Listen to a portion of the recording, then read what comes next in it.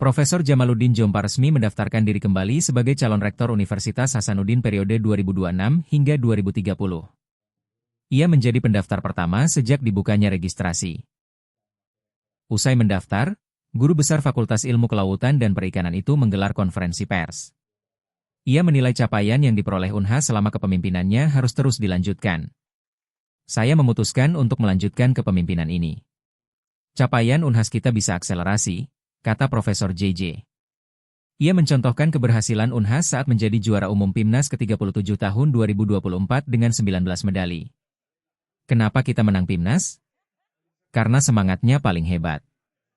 Kita kalahkan mereka secara profesional, ujarnya.